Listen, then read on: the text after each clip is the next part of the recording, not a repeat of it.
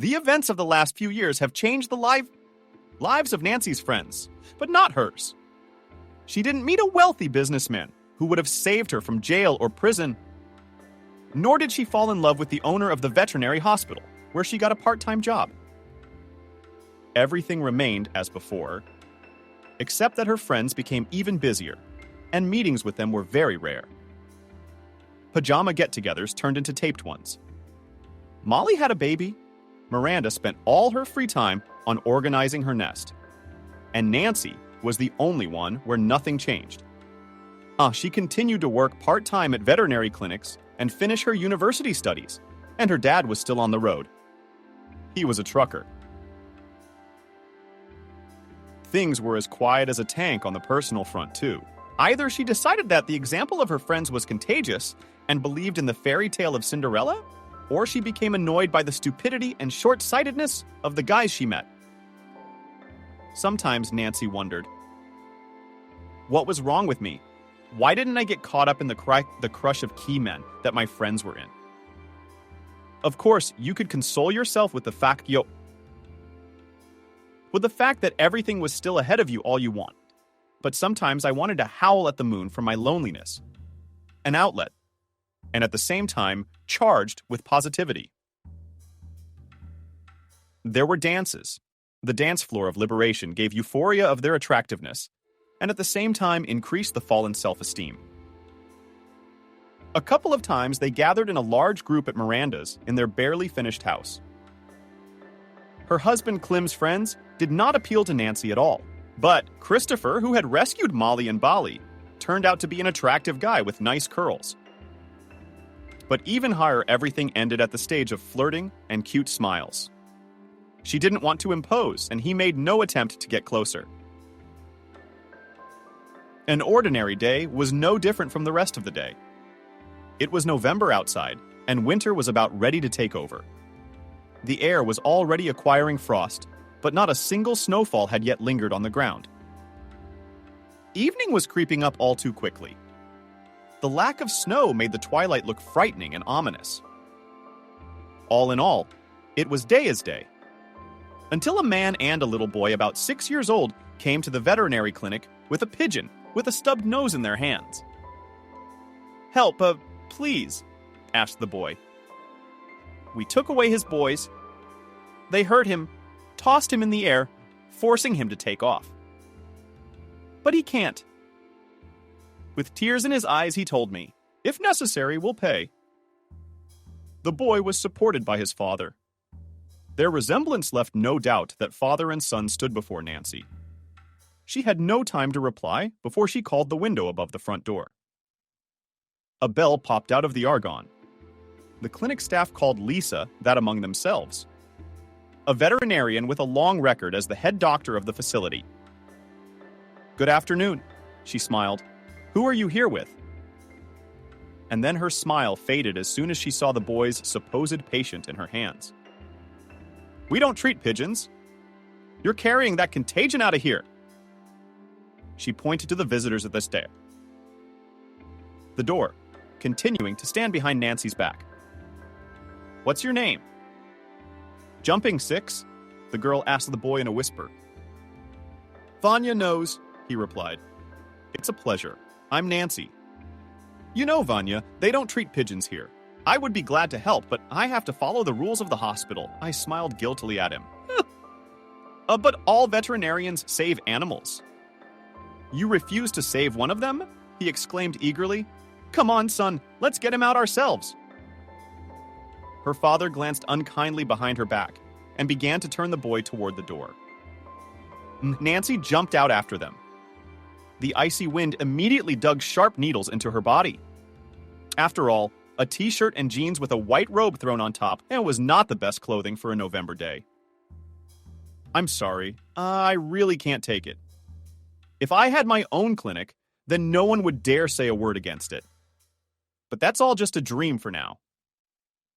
I put my arms around myself and told them to just try to warm him up and get him drunk. "I know it's not the most efficient way, but it might work," she said through gritted teeth. "Thank you," the boy said, handing the pigeon to his father. He walked over to her and put his arm around her waist. His sincerity and such obvious gratitude brought tears to Nancy's eyes, nothing to heal in them. Just don't forget to let them go. They're free birds, and he won't be well at home. Warmth smiled at him and walked back into the clinic building. As soon as Nancy entered, she was jumped on. "Are you sick or what? Are you going to treat pigeons here? They're flying around all the dumpsters like underground fighters. You don't want to breed unsanitary conditions in a decent clinic." And Zirianov at her, with her trademark murderous look, went away. I wanted to say that a pigeon is also a bird. They also treated birds, but mostly parrots and canaries. Once in a while, they brought hedgehogs and finches. But their owners were not kicked out of the clinic with a broom. Moreover, the man was ready to pay. Sighing, I decided to go for a cup of tea with something tasty. I needed to cheer myself up, preferably very unhealthy and highly colorful. As luck would have it, I only had crackers and buckwheat. "You know," my soul demanded cake. Putting on a hat and on the move in my hands, in the Sutherford Private,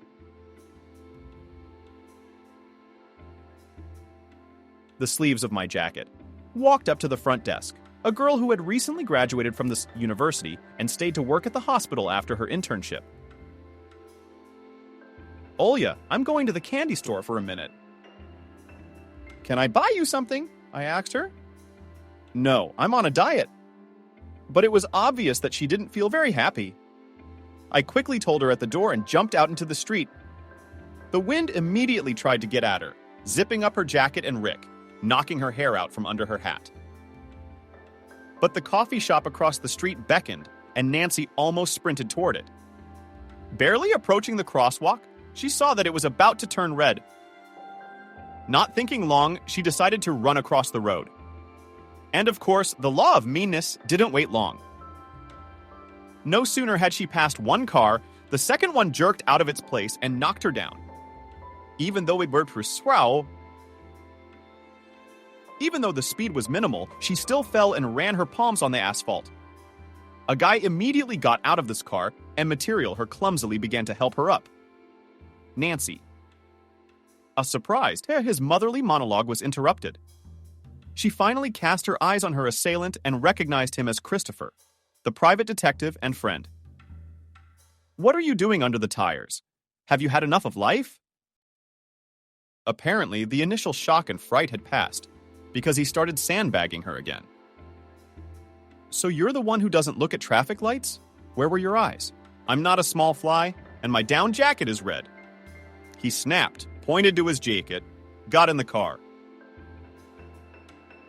"I got a first aid kit. Treat your hands," he exhaled, inviting me to go with him. "No, I'm at work, and these are just abrasions. See, I'll come back with straight peroxide." I finally stepped away from Sora's trap. The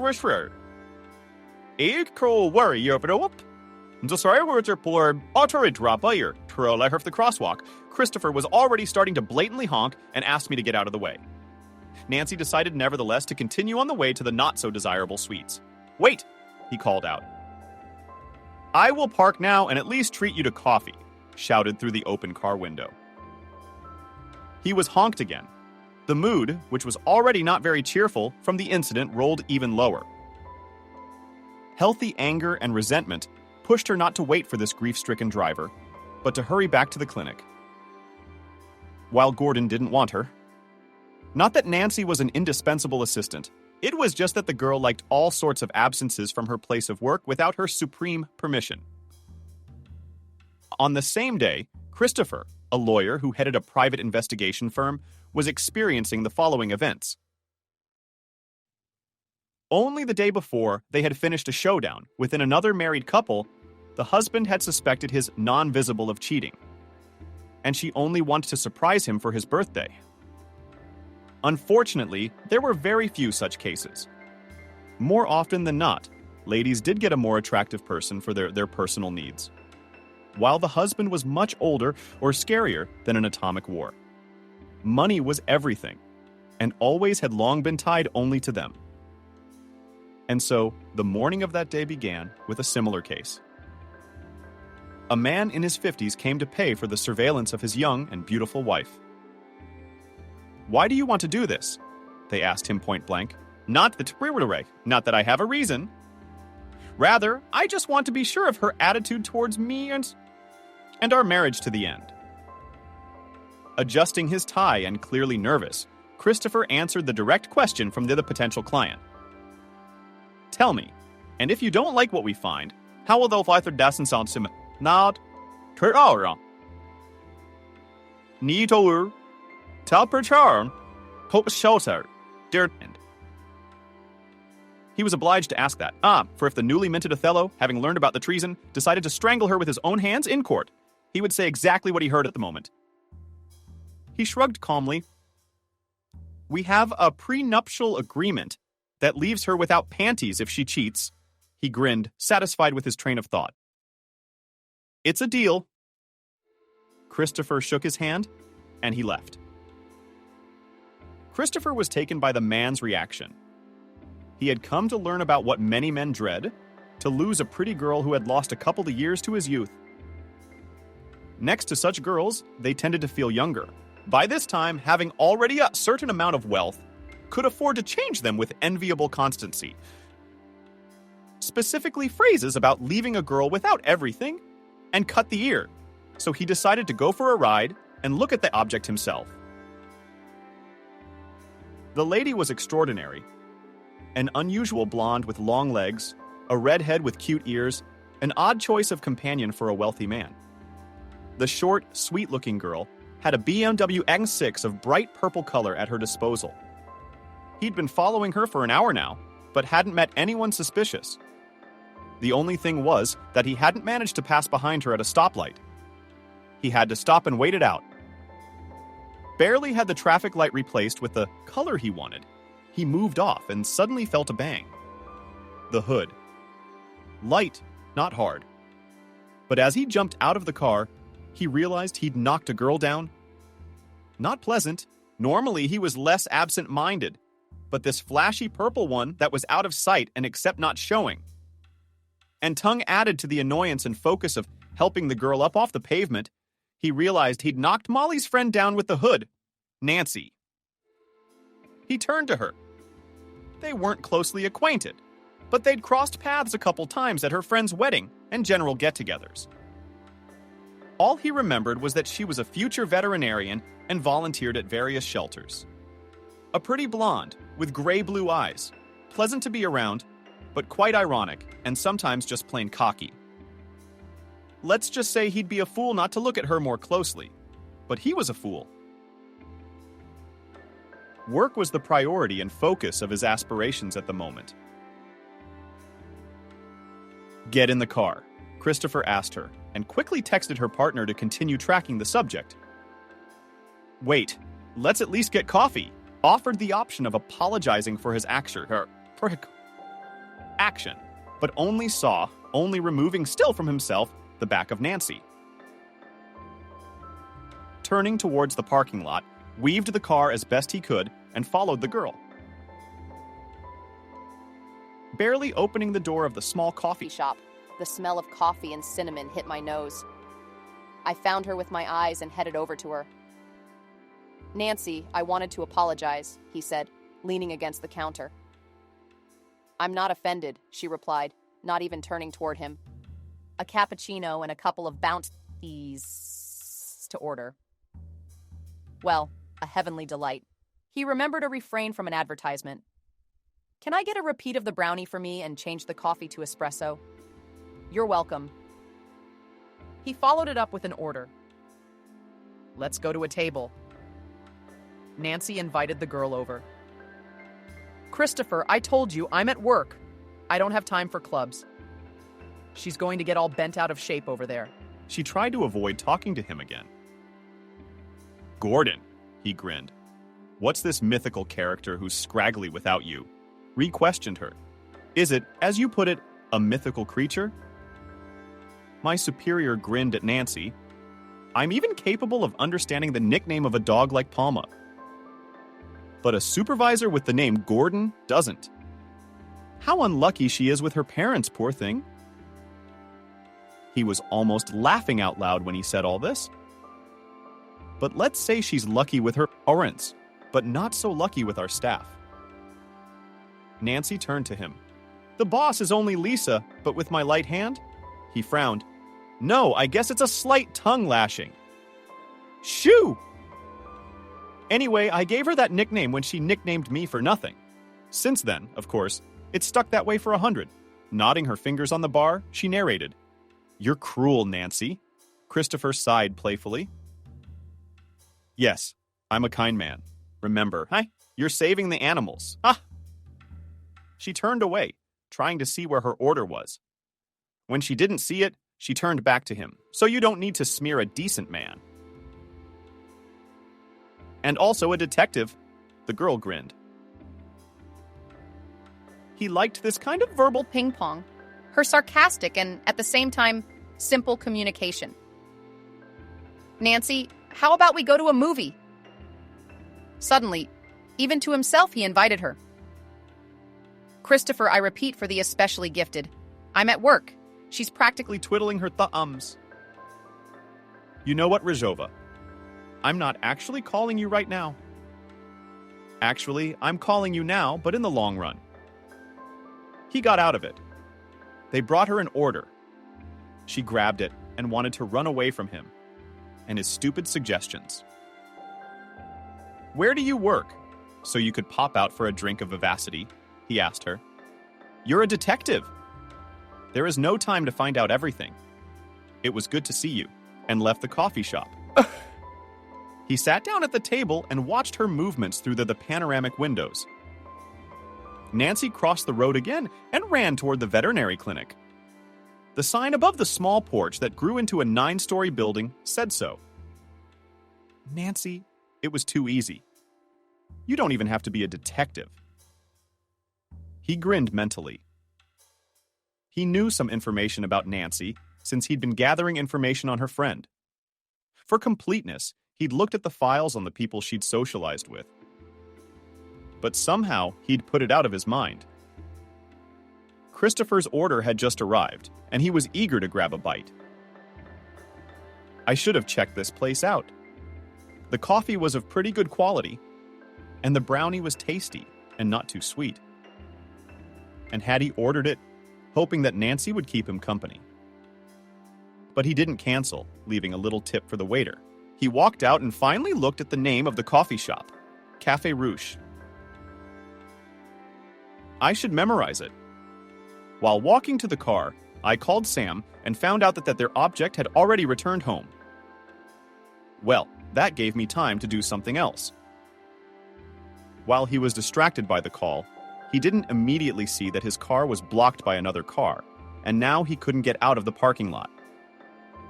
With frustration, he kicked the car on the wheel, which set off the alarm. Where the hell are you, asshole? He scolded the hapless Toyota driver in his heart and blocked his exit. He kicked the car a few more times. In the end, a lady of about 30 years old jumped out to him, her head glittering with tinfoil, like a hat against mind-reading aliens. Man, what are you doing with my car? Step back immediately, or I'll call the police. The Fury roared. Woman, you are blocking my exit, answered her in the same tone. If you don't care about your tar, I'm not ready to ruin mine. Is your car backing up? I barked at her. It was you, by the way, who put the car in the wrong place. There's clearly 2 parking spaces, and you've become. So that I could not squeeze in any other way. She pointed out his mistake. I'm leaving. Just let me get out of here. He was less assertive. She came in now. I left my keys at the barbershop and hurried into the building. As a result, when he finally pulled out of the parking lot, the degree of irritation was above average. I had to get back to the office and see what was new with the rest of the cases. I wish he'd come up with something new. Otherwise, with all this cheating and stuff, it'd be new. Investigation will be lost, mentally sighed Christopher. Alex is a major in criminal investigation. During his student years, Christopher had interned under him. They have had a friendly relationship ever since. He would occasionally come to consult with him about a case when they were not in a jam. He was happy to help him. No sooner had he crossed the threshold of his office than there was a knock on the door. "Christopher, Alex called for you," Cindy told him as she opened the door. "Their office manager."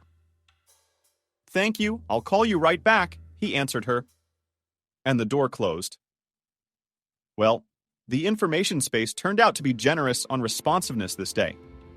Without delay, I dialed Alex's number at once. "I'm listening." His voice sounded in the receiver. "Hello, Alex." He said hello.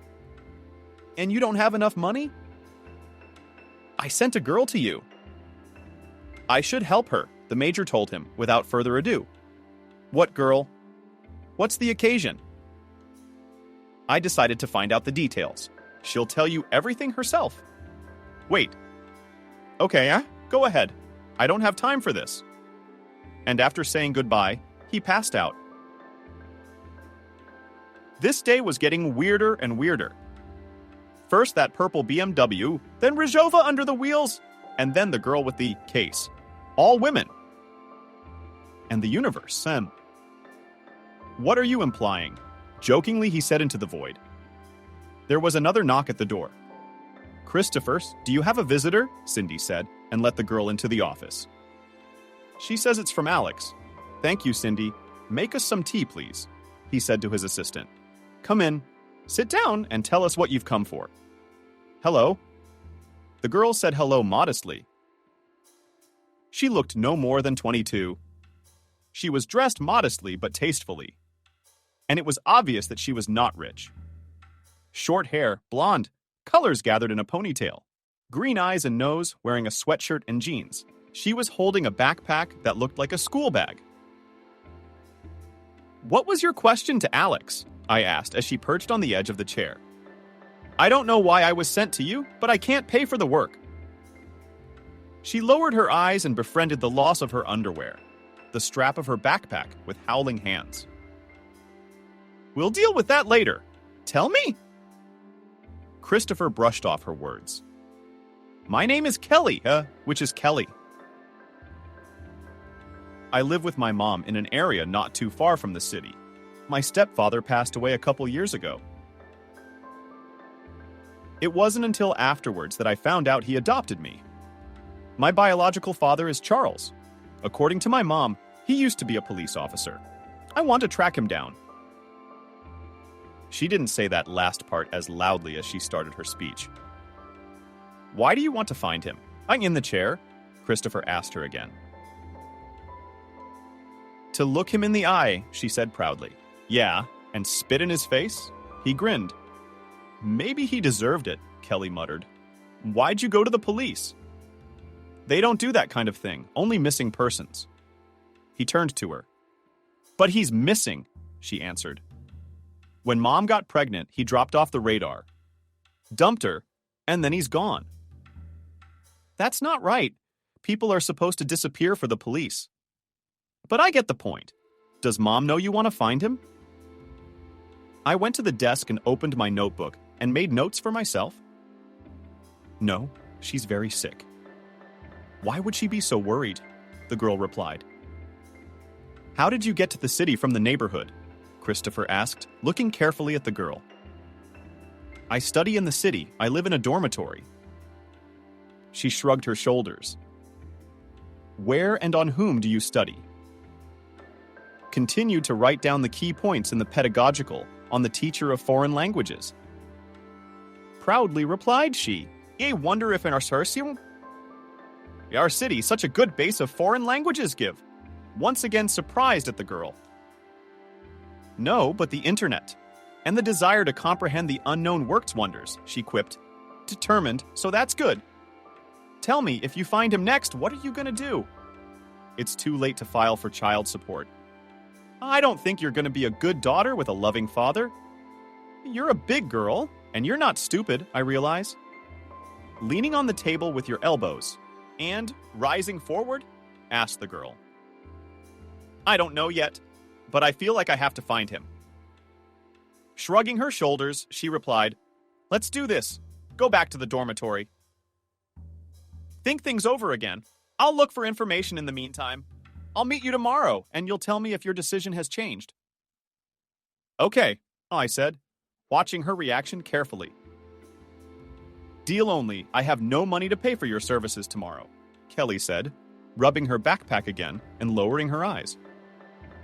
"I didn't ask for tomorrow. I have a lot of things to do."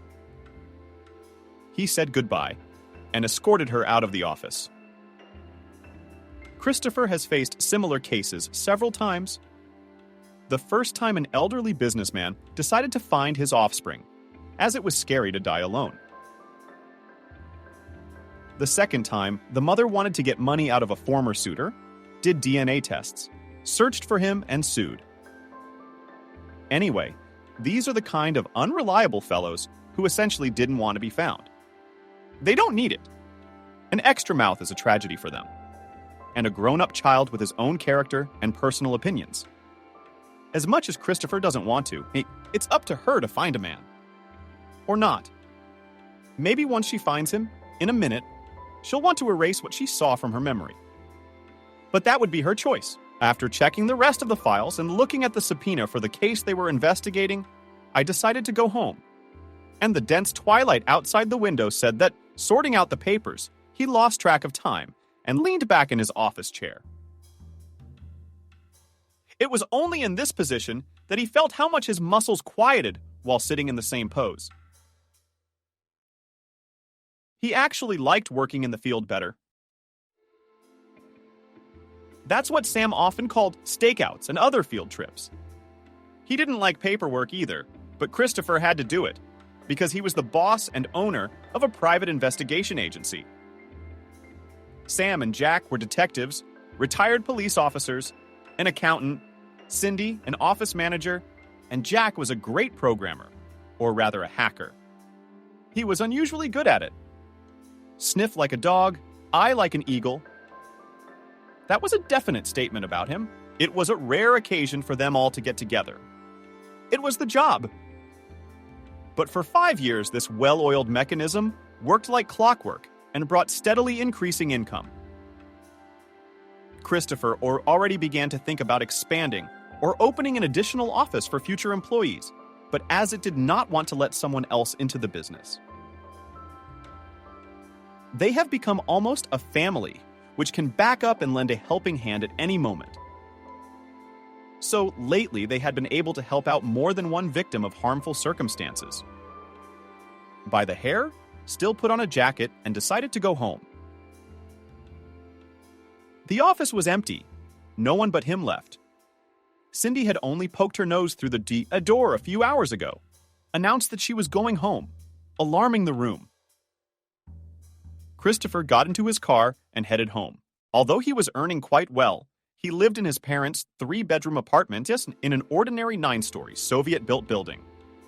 His parents had long ago moved out of the city and, having built a good house there, were digging in the vegetable garden and breathing clean forest air. He drove an unremarkable and budget Solaris because to follow someone in a tricked-out Mercedes or a huge SUV would be too noticeable.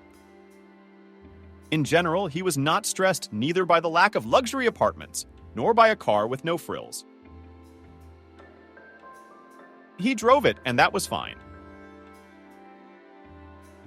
He had a place to sleep in the apartment, and that was good. He really came home only for a night, so even the repairs in the apartment were made by his parents. Nancy, having gone to 2 couples classes, began to get ready for work. She had been put on the night shift. She hoped it would go without incident. Most of their trials time it did, but their clinic was one of 5 in the city that was open 24 hours a day. This was once a strong argument for her to join them for an internship. No, it was not the sleepless nights that attracted her, but the opportunity to combine her studies with work. Many of her classmates were breeding pedigree dogs, cats, or just hamsters. She decided to devote herself to veterinary medicine. Her dad once asked her if she wanted to open something of her own in the future. Of course, such thoughts visited her, but she did not have the necessary experience yet. Yes, and to the clinic she has not yet grown up, so only to open a pet store. But for now, saving the least of our brothers occupied her more than feeding them. Besides, she had already brought home 2 small kittens she found near the garages. By then they had grown into large and voracious ones that always greeted her at the door. Thanks to them, she didn't feel so alone in the absence of her daddy. Working at the clinic allowed the cats to be sterilized, and now there was no need to foster the offspring. One thing that remained disingenuous to them were the hairballs all over the apartment. No matter how often you cleaned more often, or my hair would reappear. As their physiology teacher used to say, in a house with a cat, hair is part of the interior. Nancy was not in agreement with this expression and fought for the cleanliness of the apartment in every way possible. Thankfully, Daddy wasn't allergic to animals. She probably would have dragged all the suffering animals home like she did when she was a kid. But the size of their 2-room apartment did not allow it, and her father urged her to take care of the animals at work. In his absence, she would take in puppies or kittens she found, and later send them to shelters or find them kind, heartfelt owners. Nancy. As she approached the clinic, a boy called out to her. Turning around, she saw recent visitors to the clinic. Hi, she said hello, almost being bumped into by the boy. What's wrong? Asked him. Hello. We came to say thank you, replied his father. For what? I couldn't help you. She twitched the corner of her mouth sadly. No. Did you help us save that pigeon? We got it drunk and it spent the night at our house, and in the morning it flew away from us quite healthy, the boy answered. I am glad the pigeon was saved. Nancy smiled sincerely at him. Here, this is for you. The boy handed her a chocolate bar. No need. Eat it yourself. Tried to give the gift back to the boy. Don't hurt us, please. We're from the heart, said his father, seeing her maneuvers. All right, but let's eat it together. She looked at her watch and told them, I've got another 10 minutes. We can have tea. We can go to the cafe across the street, asked the man. Sure, we're in. Latif jumped for joy at them, and her hand pulled her towards the footpath. You know, I've decided that I'm going to be a veterinarian too, the boy told. I wonder why you decided to choose such a profession? Nancy supported his idea. Will I be like you, treating animals? Only I will treat all animals, he said eagerly. I'll open my own hospital and save even elephants. But for now, elephants only go to the zoo or the circus. Nobody keeps them at home. She smiled at the guy's words. But they need help too. So I will help. He's serious about the war. That's good. The animals will be grateful to you. I smiled at him. They had just entered the cafe and took a table by the window. I guess one chocolate bar won't be enough for all of us, Dad said. He ordered tea and her favorite bounty. After a quick drink of tea and a little chat with the boy, she still went to work. The chocolate lay in her pocket, warming her soul. Her shift at the clinic had gone smoothly, except for the rescue of a Chihuahua puppy. A handsome boy named Belmondo had swallowed a bone and couldn't digest it. IVs and enemas did the trick, and the happy owner took him away. Cured Shiva dripped home. In the morning, the sun tried to cut through the clouds and light up the sad November landscapes. Waddling up in her down jacket and gawking as she walked, she set off for the vapors. Too bad she didn't have a fun classmate like her friend Vicky. She could use a Kolya like that at this point. She went into the coffee rush for a killer dose of coffee. The smiling bartender already knew her by sight and winked, fulfilled the order. Unfortunately, the slender boy was younger than her, so he didn't evoke even a fraction of interest. Thanking the guy, she left the cafe and went to the Bapatades bus stop. She barely had time to hop on the bus that was already trying to leave, which was going to the university. Strangely enough, there were still seats. With pleasure, having responded to the back of the seat, I absorbed a drink of vigor, which did not have the desired result. On the second pair of coffee finally awakened her consciousness, and for the next 2 pairs she felt human. But she had to skip the practical class of obstetrics and gynecology. More precisely, just stand aside and was. The gloves were still at work, making her palms uncomfortable. It turned out that Christopher mentally boned a man for whom she ran her palms on the asphalt. Another night, Christopher ran an address and background on Kelly's father. He was indeed an ex-cop, then worked as a security guard at a local mall. Retired from the force for health reasons. Lived in the county seat. Married, 2 kids. The eldest son was already finishing school. Daughter was in 9th grade. So, leaving Kelly's mother, he got married almost immediately. He said another shit out loud, man. In the same town lived his sister, who had 2 orphans in her care. To be exact, 2 girls, one 5 years old, the other 8. His sister would be more human than his brother. He hummed to himself and closed the laptop. After taking a shower, I went to bed. Sleep didn't come. Their short conversation with Nancy kept coming back to my mind. She'd been pretty resilient, though, not throwing her fists at him, but just showing him what a scoundrel he was. Besides, she didn't even give him a chance to apologize. I should stop by the clinic sometime and ask her out for coffee again. He fell asleep with those thoughts. In the morning, as soon as he entered the office, he saw Kelly. "Hello, did you find out anything?" The girl asked him from the doorstep. "Come on in," invited her in. "Here you go." I shoved a printout of the information I had found on her father yesterday. She eagerly began to read the lines. After a few minutes, she put it on the table. "Thank you for your help. You do remember I can't pay you," she said. "I remember. What about the rich fiancé?" Christopher decided to tease the girl a little. "He won't help with money." "How do you know about him?" "Well, I'm a detective after all," he said carelessly. "I do not take money from him on principle. Or he'll think I'm with him because of his wealth."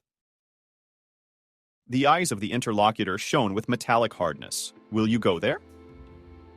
Christopher, knowing the answer in advance, asked Kelly. "I need to see what he's really like." Grabbing her backpack, which she had thrown at her feet, she answered, "Let's go." Taking her coat off her shoulders, I told her, "Why are you going?" She looked surprised. "I want to see it too."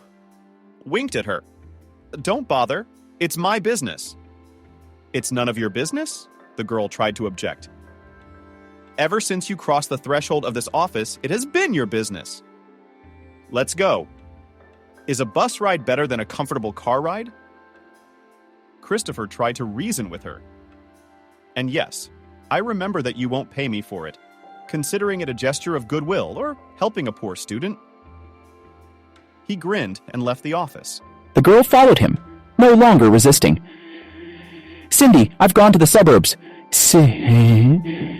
If anything urgent, call me," he said to the office manager, and left. Driving down a country road in the driveway, the girl was steadfastly silent, only an occasional glance at him. As soon as they entered the township, she grasped the doorknob and said, squeezing it tightly, "I'm not going to sleep with you either. If that's what you were hoping for, you were wrong." She tried to jump out of the car, but the speed was minimal to a Rand. He stopped in the middle of the road. "Close the door." "Why do I need you?" Pulling over, he asked her. "How would I know?" "You look scared. What if this is how you expect to deal with your clients? I've never seen you before in my life, but let's say I'm as bad as you say I am." Then, logically speaking, I could have stopped on the road and asked for payment in kind. You'd have nowhere to go but into the woods. He looked at her and bowed his head to his shoulder. In the city, where we are in full view of everyone, I do not need to do it at all. Besides, as they say, you have a big, strong fiancé. Christopher started trolling Kelly again. Calm down. I just want to help, the detective assured her in a friendly manner. Nobody does anything for nothing, she pouted. You got me? I want you to do a little work for me, she confirmed. As what? She was surprised at him. As a courier to carry letters to the post office or something? You'd have to ask Cindy. She's in charge of that for now. And with your help, I'll take some of the work off her plate. Is that a deal? Or will the groom object? I asked her with a look in my eye. It's a deal, he won't. But I'm a day student. Kelly was embarrassed. Well, come back after school, she said, and turned the wheel toward the road. To his work or home? Asked the arriving Kelly. Home, she answered quietly, typing the address into the navigator. They drove through the center and stopped in front of an ordinary 2-apartment building. Here we are. Shall we get out? Christopher asked. Yes. Just a minute. Apparently working up the courage, she replied. Opening the car door, she jumped in. She got out and walked briskly toward the house. After pulling the gate a couple of times, which wouldn't budge, she stopped as if she'd changed her mind. Christopher followed. Are they closed? He asked. Looks like it, she said, lowering her eyes. Hey, who are you, and what are you doing here? A woman came out of the foyer, came out the gate to greet them. We're looking for Charles, Christopher replied. Can you tell me where to find him? He asked, or I will say it apparently to the wife of the man they were looking for. Why do you need him? The woman answered the question with a question. On a personal matter, he said. Kelly stood silently by. What personal questions could you possibly have for my husband? Bellowed the lady of the house. He is my father, and I want to find him. Suddenly, Kelly raised her voice. What else did you think? He doesn't have any children except mine. Get out before the police are called into Tbilisi, auntie. Shall we go? He called the...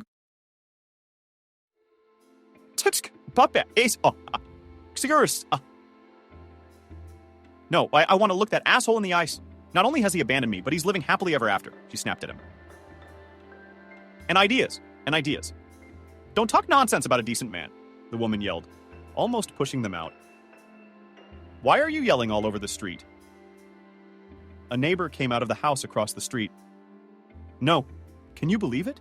This face says that she is my Vovka's daughter, replied the aunt to her neighbor. Is it true? Shouted Kelly, in whose eyes tears were gathering. Let's go to my house. There you will tell everything, suggested the neighbor. Why? Perplexed, she and the girl asked the neighbor. I am Miranda, Charles's sister. Let's go. There was no need to make a scandal. In the middle of the street, she invited them in, and Kelly silently followed her. Christopher decided not to leave the girl alone in the house. It was clean, but rather modest. Not new, but clean carpets, a large table and a stove, which was still November, and it was already frosty at night. Come in, don't be shy. I live modestly, but I'm not complaining, Miranda said. Would you like some tea? No, thank you, he said. No, she agreed. They had to sit down at the table. The hostess put out vases with sweets in front of Zathem and folded a towel from the dish on the table. She filled a plate with ruddy pies and buns. Thank you, Kelly exhaled with an effort. Tell me, who are you, and what makes you think my brother is your father? Putting the mugs of tea in front of them? Asked Kelly, the lady of the house, putting her palms around the glass. Kelly told everything she knew. You know, you look like our mother, Miranda said after listening to the girl. Even the mole is almost in the same place as hers. But I've never seen your mom. Maybe he was in the city making love to her and didn't bring her back to us. And that he left her. That's what he'd do. He's got a temper to clean up. You're not in touch? A girl spoke up. I guess good neighbors communicate more than we do, don't they? Miranda shrugged. I don't really want to be friends with him. They spent about an hour with Kelly's biological father's chatty sister. She had a lot to say, but strangely enough, she was also interested in the girl's life. Kelly decided not to meet her father. Yes, and according to the mistress of the house, was not worth the disappointment. Neither parent's children did not put him in a penny. He often drank and was a big fan of going to the left. Kelly had a long talk with her newfound aunt. Just before she left, Miranda hugged the girl goodbye and invited her to come and visit. They left the town in the afternoon. They drove half of the way in silence. Kelly thought over everything that had happened. Christopher stayed out of her way.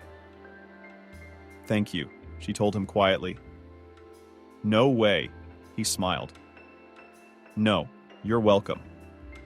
Not only did you take the trouble to find out the information, but you brought me here. I couldn't have done it without you. Probably just didn't have the guts to come straight up like that, she said, looking out the window. That's my job. It wasn't hard for me, he said. No, it's not about work. You have a kind soul. She turned it back to him. Come on. I didn't do anything special. He dismissed the praise. I get it. You know, on firehouses, they say, to save. And you have a calling to help?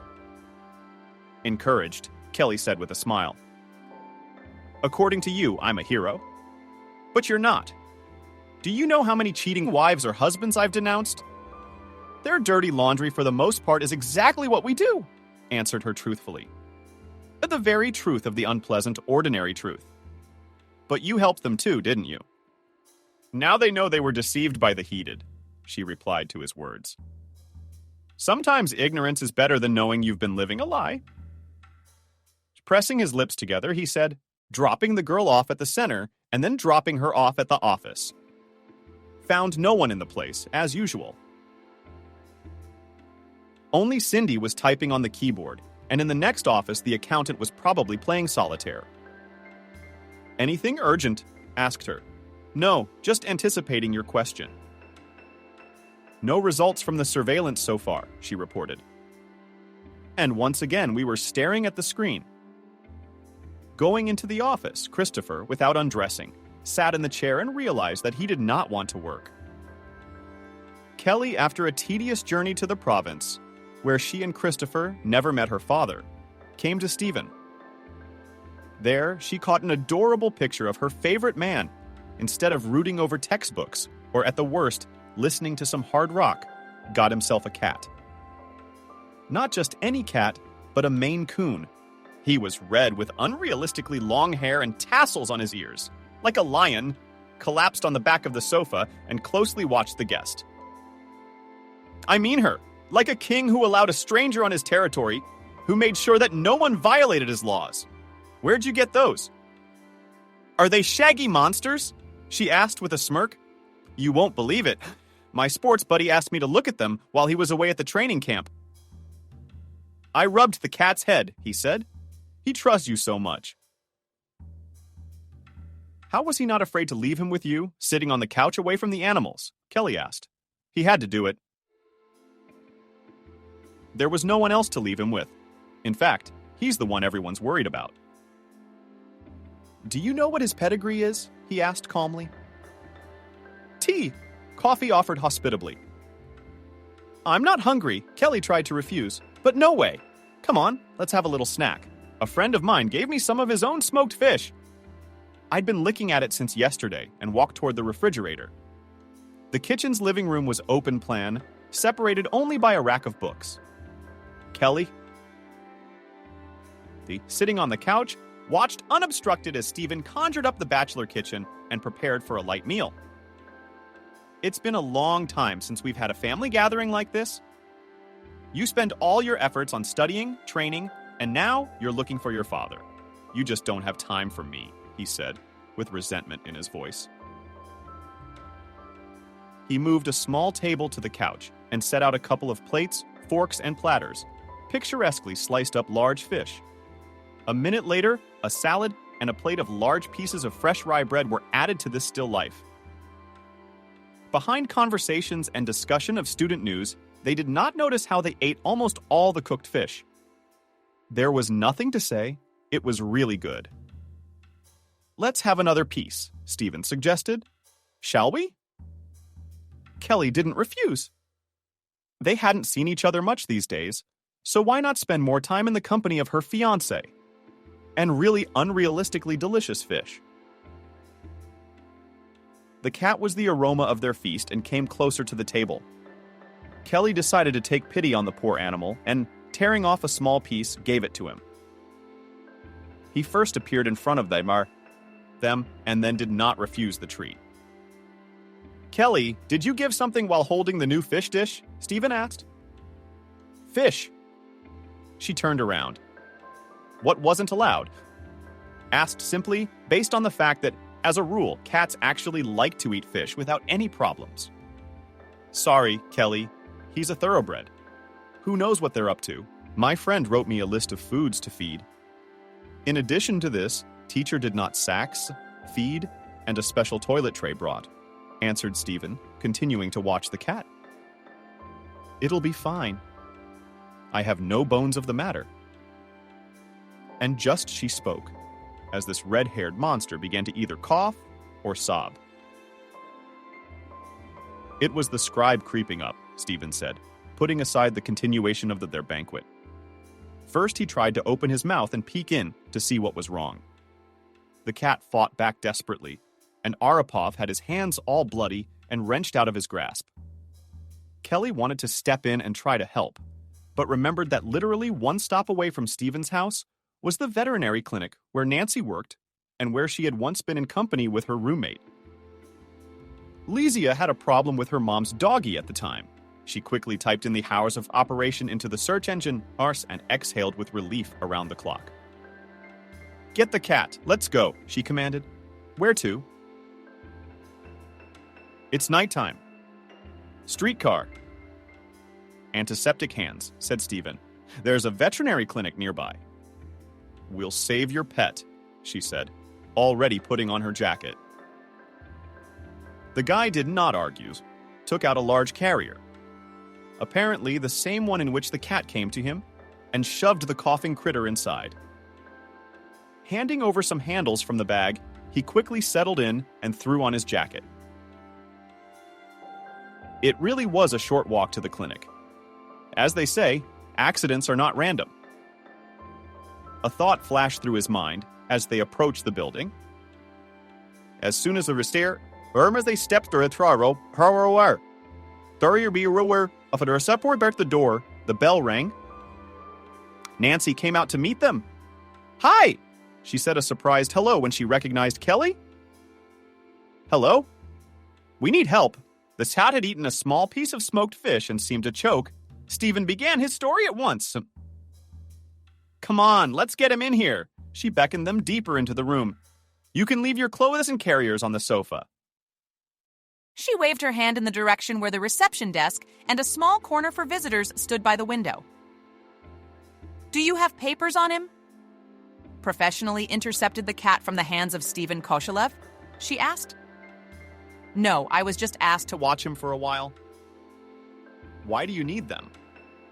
Perplexed, he answered. "Okay, wait," Nancy said, and left with the cat to the other room. Literally in a minute, an imposing lady in her 40s came out to them and C, with a displeased mien, clarified. "Does the cat have prophylactic vaccinations and no allergic reactions to medications?" Folding her arms across her chest, she asked. "I don't know, but it's an indoor cat. I think it should have all its vaccinations." "His owners are responsible," Stephen muttered. "Yes, the owners know what not to give their animals." And, turning around defiantly, left after the girl. In a minute, Nancy came out to join them. "He's been sedated now.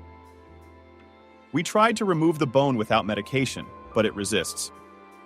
She told them what they were doing to the cat. "Thank you," thanked her Stephen. "And you too, Kelly, for almost killing the animal." He rubbed his face. How was I supposed to know what he could and couldn't have? My mom's cats used to eat everything in a row, she said guiltily. But you compared. They're probably an ordinary kitty this thoroughbred. Urban, sparkled Stephen. Nancy was called into the office, and she did not listen to their dialogue any longer. Gordon was given a shot with sleeping pills, and Nancy, waiting until we had some, came out with Stephen.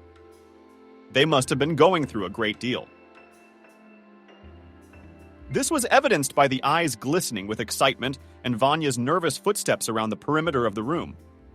Of course, they were not weeping with grief, but their condition suggested a kind of irresponsibility, as a result of which, during the impromptu feast, Kelly managed to give Hubu. Their altercation confused Nancy somewhat. After all, she was just used to such recklessness on the part of men. Let's just say that most of them usually didn't care about animals at all, and were only capable of giving dry food and changing the litter tray. Not always on time, but still. However, this was rather strange to expect from women who traditionally treated the least of our brothers as little children. As soon as the cat settled down, she and Lisa retrieved the stuck piece. It was actually small, but the cat's narrow throat was too big. Either it was greedy and swallowed it whole, or something had spooked him and he'd choked on it. Became an IV, came out of anesthesia, commanded hormones and walked out of the OR. The usual manipulations. Nothing new put a catheter near the IV and hold the cat, so that from the sudden awakening did not pull the needle. But the law of dastardliness was not dormant. The day that started so horribly could not end happily. The cat began to wake up and twitch with exasperation. Nancy tried to return it to its previous position and insert the IV needle, holding the cat out with her other hand. But the critter apparently decided she wanted to do something more serious to him. He let out his claws and began to scurry about. How did it do that? But the fierce beast grabbed her wrist several times with its teeth. Nancy realized that something had gone wrong. Only when she saw the blood spreading on the white coat and red hair of the cat.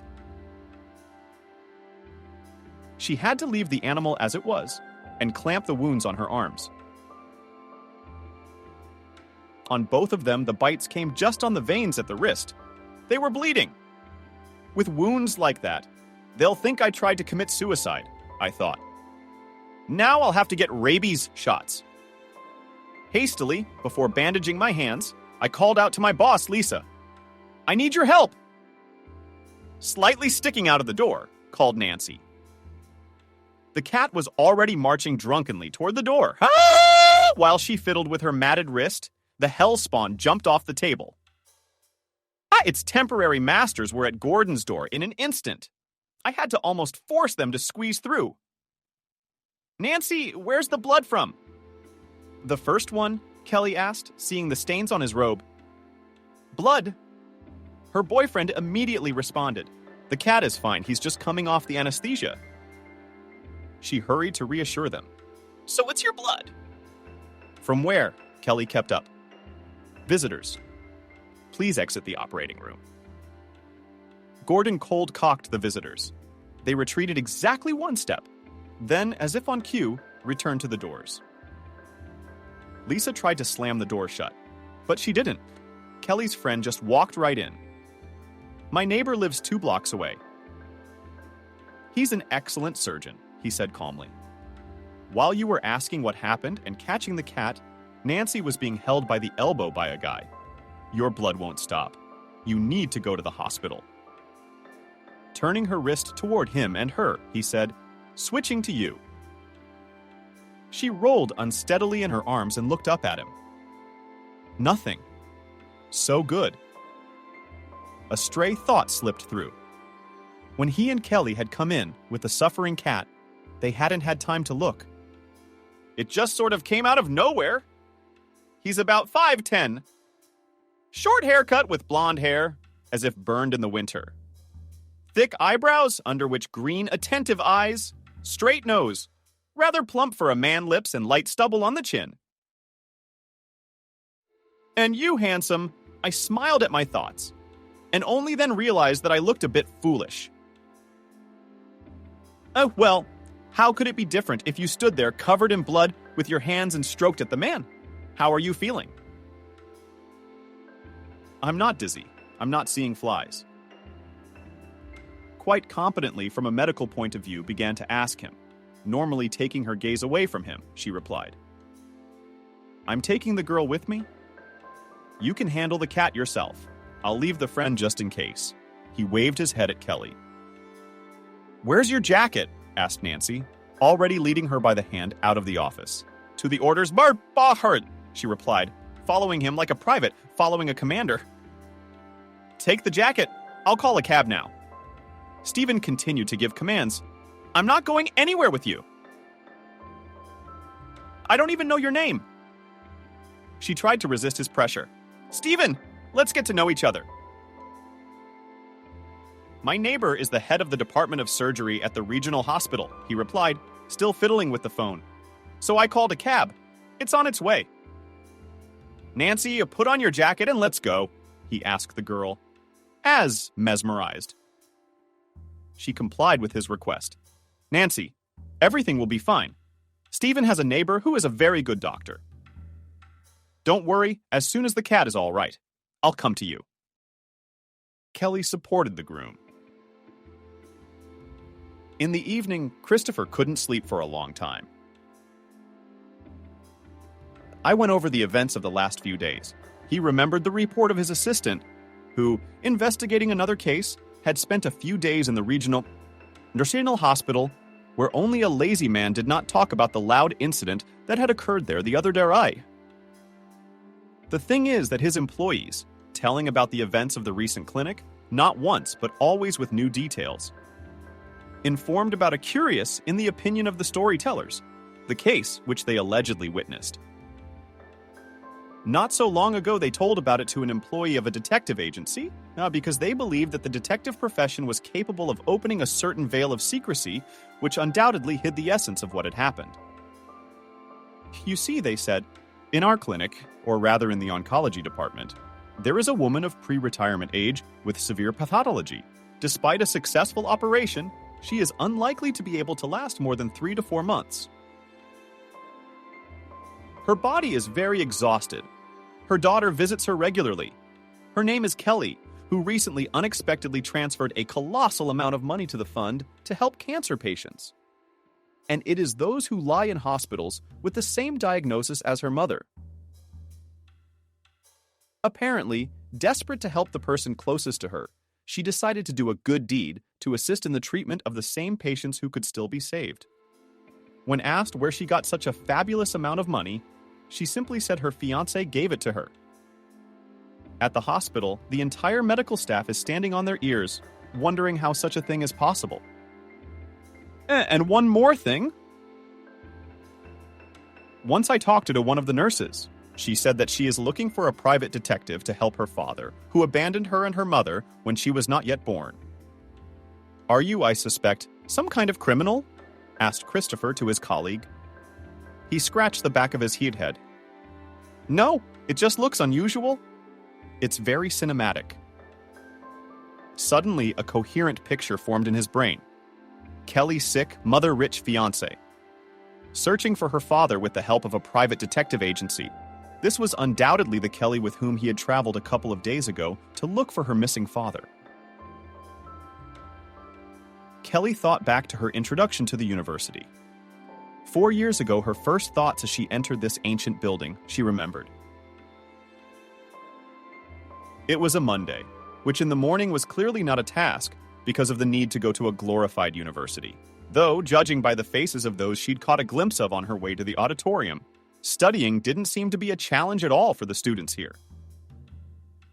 The semester was in full swing, and she had just returned from another competition.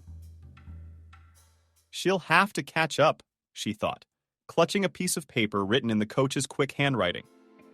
Main building, room 202. Your suitcases and uniforms will be delivered. She glanced at her reflection in the mirrored lobby column in passing and adjusted her wide blouse tucked into her jeans. Even though it was a couple sizes larger than she needed, after all, she'd snatched it up on sale for only a third of the price. Except there was no one to share such a minor victory together, as it were, with. The local girl's shoes were clearly worth more than her entire closet, despite the fact that the university was positioned as an institution that made no distinction between the upper class and the poor. Who found herself in it, she realized this venture was nothing more or less than a utopia. You can't hide wealth? No matter how hard you try, it screams out with the shine of untrimmed shoes and the unreal cosmic whiteness of shirts, the sparkling watches on your wrists, and the scattering of tiny diamonds on your fingers. But from the outside, the administration's attempts to equalize the students looked very noble. Every summer, the Board of Trustees solemnly awarded 10 scholarships, one of which she managed to grab, but not for academic success. All again decided the sport, because the local team was in a deplorable state. For Kelly, fencing had long since become a second life, a war in miniature, which she had persistently waged for the past few years with a rubber band clenched in her teeth. She gathered her hair into a ponytail, discerning the heavy dark strands with her fingers. She loved her hair, thick and shiny. She'd inherited them, along with her olive skin and sharp rocks from her mother, with her Oriental blood. A bold and unruly disposition came with it. Her cell phone buzzed, but she didn't have time to answer it before someone accidentally pushed her, and the phone slipped out of her hands like a bar of soap. Her cell phone was terribly old, bought 3 years ago with the first money she'd ever earned at a competition. There was no new one on the horizon. So she rushed after it, mentally praying that the screen would remain intact.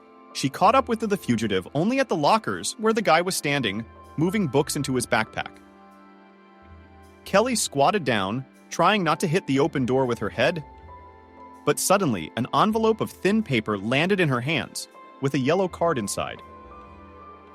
Reaching up, she held out the strange message to the guy. "Did you drop it?" He looked at her with rounded eyes, then shook his head. "It's none of my some business. Whose business is it?" They stared at each other in silence.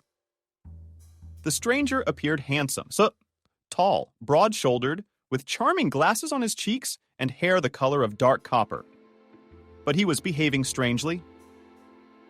"Put that away," he whispered, pushing the envelope back into her hands. She shook her head. "I'm sorry, of course, but it's not mine. So sort it out for yourself, for pretty girl's right." A mocking voice sounded behind her back. It was only then that she realized that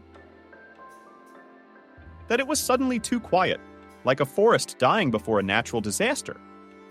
It was as if the students all around had gone silent at once, as if someone had turned off the volume with a skillful hand. "Student houseboy, this is a message for you." She turned around and staggered back, almost hitting the stranger's shoulder with her nose. The guy laughed. He had crept up unnoticed and was now standing right in front of Kelly, looking down arrogantly. He was the same age as her, or a little older. Tall, lean as an Englishwoman, brash on a nervous gesture, tucked his long bangs back and curled his lips in a sly smile and said, "Stand back, sweetheart, so that it doesn't catch." Because there are different cases. Sometimes people get hurt. She was confused but obeyed. Considering it a warning, it came out. Onto the other side, a lower and more serious voice slammed the locker door, and another student approached them. He was taller than the first one, with short black hair and for some reason dark glasses. "Just a reminder, this is your last warning, to keep you sane." And then the two turned around and left as suddenly as they had appeared. The whole place came alive again. The corridor filled with sounds and girlish laughter. What was that? Kelly was dazed. Never mind, it was just the majors having fun. Did you get in on the scholarship quota? The guy asked, giving her an appraising look from head to toe. She nodded. It was strange, but the fact that she'd gotten a quota scholarship, which she should have been proud of, sounded almost obscene, like an insult. A smirk slipped across his face. Great girl. So I'm not exactly a hardcore player for the local team. Then we'll be friends. He held out his hand. The coldness of a few minutes ago squeaked into his gaze. It had strangely evaporated. It was replaced by a friendly smile. Golden sparks danced in his eyes. Rick, house number 8, local basketball team. Come cheer. We're going to take the cup this year. An ambitious statement, she replied. The main specialty is transportation. She liked his smile. He looked friendly. And business? She nodded, asking on the way out. What was it with those guys? And what were the cards? He opened the dormitory door for her, letting her through. Forget it. They just had a fight on the court during the last game. That's why they're picking on each other. They've got some kind of card citation. But you know how it is in soccer? Yellow caution, red suspension. There's nothing for them to do. Not everyone knows how to wield power and authority. I feel like this is going to be fun. It's going to be hilarious, Rick replied. Speaking of fun, our team is getting together tonight. Come celebrate the beginning of the school year. I'll think about it, she replied, stopping outside the door of her own room. It happened to be right at the end of the hallway, near the fire escape. Kelly rolled the license plate on the keyring and slid the key into the keyhole. Great. I'll come by at 9 then. Hey, she laughed against her will. Did I say yes? But I also said no. You didn't say the same. So until tonight, Rick adjusted the strap of his backpack on his shoulder and turned around and shouted one last time. By the way, what's your name? Kelly, she replied with a smile, and closed the door behind her. It was quiet inside. Beds stood one across from the other, separated by a wide, completely empty table. Except there was only one desk, clothes closets 4. Apparently, the question of where to hang the wardrobe in this place is more relevant than what to do homework on. The left half of the room is if descended from the screen of Youth American movies, posters plainer, and huge paper flowers on the wall, and even a couple of leadership pom-pom. Though the uni, as far as she knew, never had any leaders. By all appearances, her bed resembled a bunk from an orphanage. Empty walls, bare, unmade bed. The door slammed. At the sight, the girl who entered appeared green as emeralds. Eyes and waist-length blonde hair so smooth it looked like it had just been polished, or she smelled like chocolate chip cookies. And marmalade knot bags, yes, and she herself was like a wrapped in shiny wrappers candy. Lisa. The girl held out her thin hand, on whose wrist nodded at least 24 bracelets, not because she's the head girl, because the last name is so stupid. Ah! Kelly smiled back. I immediately took a seat. Let me help you lay it out. Without waiting for an answer, she grabbed her bag and began carefully pulling things out.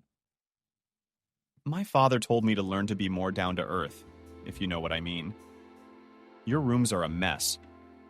By which she obviously meant scholarship rooms. It's like a closet, for God's sake. But since I'm a sociology major, I should be closer to the common man. I hope you don't mind. Nodding silently, she watched this marvel shovel her modest belongings out of her bag. Why do you need so many books? You'll get everything you need here? They're not textbooks. I wanted to answer, but a picture fell out of the sports injury manual. And before she could react, Lesia grabbed it. Who's that? Your boyfriend, him. No, not really. She clearly wasn't prepared for such a spread. Cute. Opening a drawer and taking out a button from there, she ordered the photo corked in the wall above the desk. Let it hang there. Come on, we're late. Where to? Kelly started mentally going over the reasons she could refuse. But the look in Liz's eyes didn't give her a chance. To where they're waiting for us, she winked and disappeared into the bathroom. Kelly hadn't been to any parties during her time at school, so she was nervous. As they walked to the venue, her roommate complained nonstop that the new meteorite shade from some apparently well-known brand was completely invisible on her skin. Kelly had no idea how meteorites could be smeared on her face, let alone how to associate them with the word skin.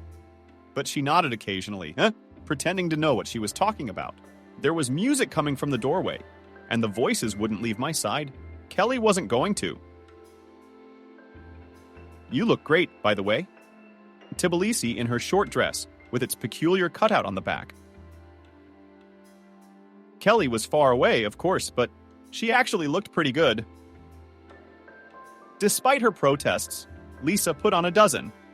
And black, tight jeans, though so tight that Kelly was afraid to even sit in them. Her hair was gathered into a ponytail, revealing her neck, and her long earrings, which also belonged to the old wall, shimmered like a Christmas tree. Kelly didn't feel right with herself, especially in heeled shoes, but she had made a promise to herself to start over before she even entered university. So why not do it in the moment? Inhaling and putting a smile on her face. Following Lisa, she stepped inside. The place they found themselves in for a dorm room could not be mistaken for a dorm room right away. For one thing, it was larger from the room by a factor of 3. She now clearly realized what Oh Horror was interpreting, swearing at the scarcity of scholarship rooms. In the Versat's second place, full of people, there were so many people jostling around that she felt herself placed in an anthill. Some of the fellows, sitting upright on the floor, were gambling and laughing loudly. Some were huddled in a corner with someone. Some were just quietly chatting. It was the latter she wanted to join. Except she didn't know a soul. The Rick who noticed her waved his hand and beckoned her over. If she had known then how it would turn out, she would have thought whether to approach or not. But she didn't know, did she? The first day started with a warning. Someone was stabbing someone under the Rick. Rumor has it the bosses are going to kick your ass this year. Bullshit, the guy said. If it would have mentioned something like that, Max, our captain would have given out all the info at yesterday's practice. Kelly cautiously sat down next to him. Who is it? But who really gets to decide anything around here? She seemed to have uttered the world's greatest stupidity. Those present rolled their eyes so picturesquely that it looked comical. New girl, saved by Rick. The blonde sitting across from her pressed her lips together and turned away, tossing her hair over her shoulder. As if looking at Kelly disgusted her. You'll know. You won't miss it, she said. As the others shared their stories, Kelly remained silent, absorbing the information like a sponge. A little later, she looked around the room for Lesya, but she didn't find her. Everyone began to play truth or action. In half an hour, she'd listened to the vulgarity, watched the wild dances, appreciated at least 3 versions of the freshman striptease that made everyone laugh so hard the windows shook. But she continued to follow the conversation with the edge of her ear. As soon as Kelly relaxed and settled in a little, someone shouted, "Cue the new girl!" Truth or dare? Oh no. Judging by youth comedies, what did she manage to watch in the last couple years? Everyone will be interested in the intimate details of her life. And since she had nothing to talk about, she decided that she'd rather shout seagulls for 5 minutes or do a weird dance than be disgraced for the rest of her student life and become the last virgin in the university. Action, she replied confidently. Kiss the person sitting to your left. She turned around Rick in horror. Memory against her will brought her back to her 15th birthday. The night, the campfire, sports camp, her first trip without adults, when she'd won a prize at a competition and gone to Anapa for training camp. They played the same game of fantasy, getting to know each other. Tongues of flame cast bizarre shadows on their faces in the dark. "Kiss the one on the left?" shouted the host. Never before in her life had she been kissed. Her palms were sweaty, her throat was dry, and she pursed her lips. Her heart was rolling somewhere in the neighborhood of her stomach. She turned around and suddenly felt so calm. The warmest eyes in the world were looking at her. Amazing, because how could the color blue be warm? Her pulse pounded in her temples, and she covered her eyelids. And the next second, she felt the soft touch of lips. "Rick, come on." There was a nasty cry. The introduction dissipated. It wasn't him. No one will ever be like him. No, never. Anger rushed from Rick like a leper, pushing away with her hands. She could hardly kiss anyone after that, especially like this, at stupid parties. "Penalty?" she shouted out. "I choose the punitive action." A whisper ran through the room. She didn't seem to have her head right. "Oh, it's wooden. That's all." She managed to embarrass herself on her first day. Tomorrow they'll be whispering in the corners. Good, since the new girl is such a trio. One of the girls grinned wryly. "I'll get it. Here is my wish. On the ground floor in your wing there is a pool." Kelly didn't like this assignment from the first sentence. She had a special relationship with water, characterized by burning hatred and the desire to destroy each other. Except that water won with a score of 2-0. But there, stationed there, another maiden interrupted her. Zavadala whispered at her, and that one shut up. "Bring the metal cover from the hole to drain the water from the bottom? What nonsense."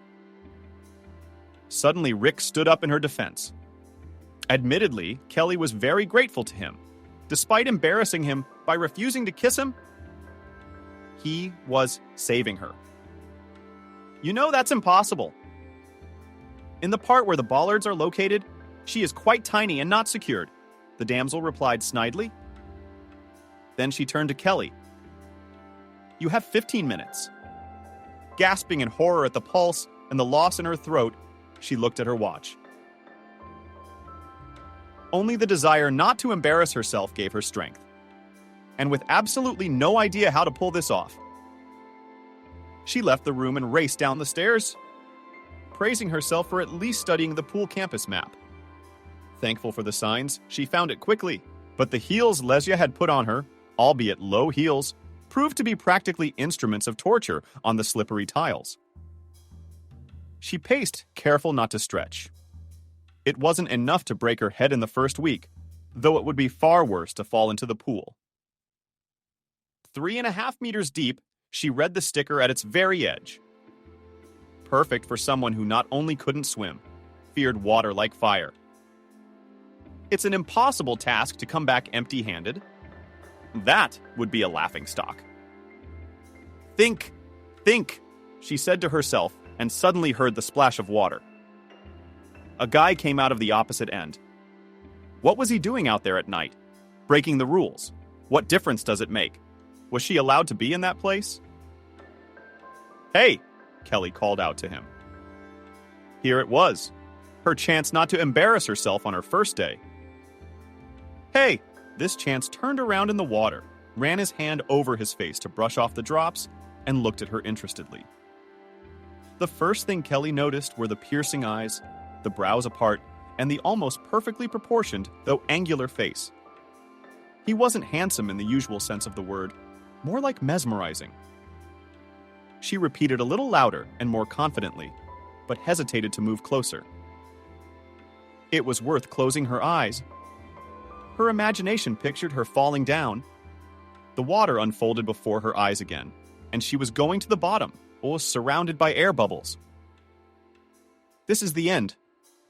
No one can help me.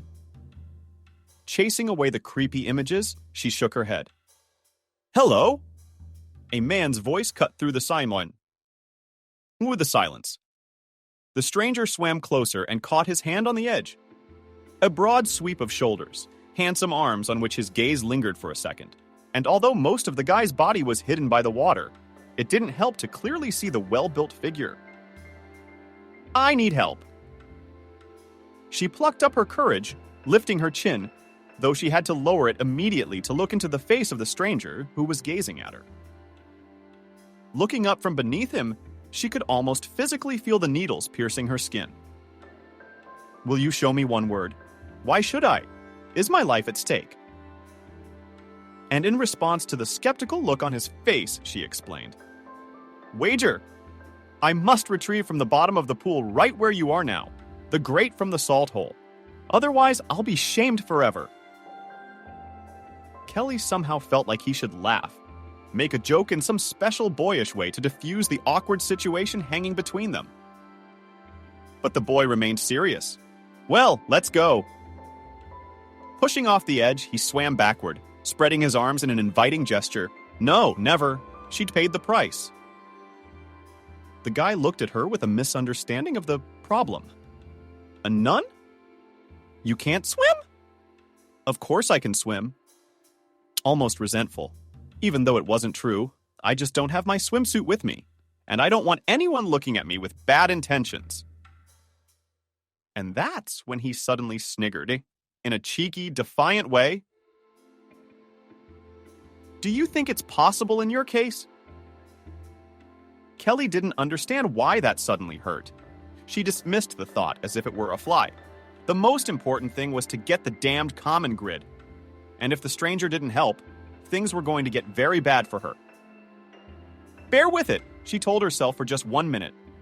"Please," asked as gently as possible. "I don't really like parties. I don't like games. And this is a difficult assignment."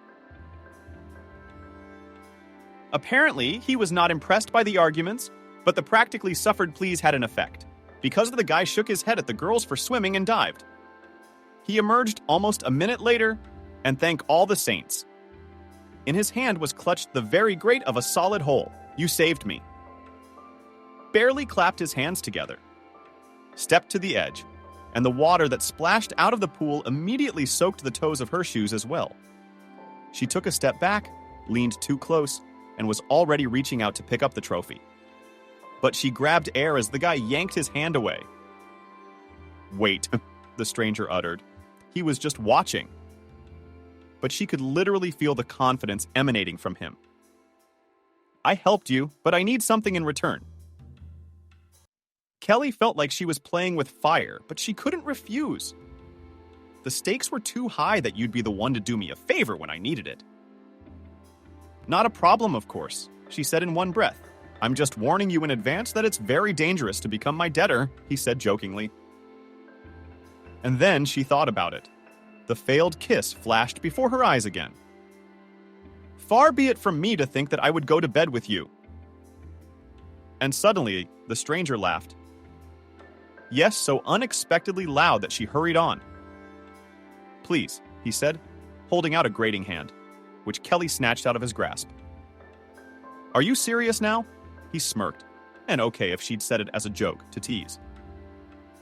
But no, he shook his head, pulled himself up on his hands, climbed out of the pool, and picked up a towel to wipe his shoulders. With his whole demeanor, he showed that this wasn't mockery or flirting. It was a statement of fact. What an arrogant asshole you are! She snarled back at him, and only then did she realize she'd been wrong. Night, basement, pool, and no one would save her in case of anything. He stopped and turned around slowly, stretching his swim cap. I apologized for taking a step toward him. For some reason, her gaze caught on the scattering of moles on his collarbone. Such clear, fair skin. And here at his shoulder, it was as if someone had scattered them with a careless hand.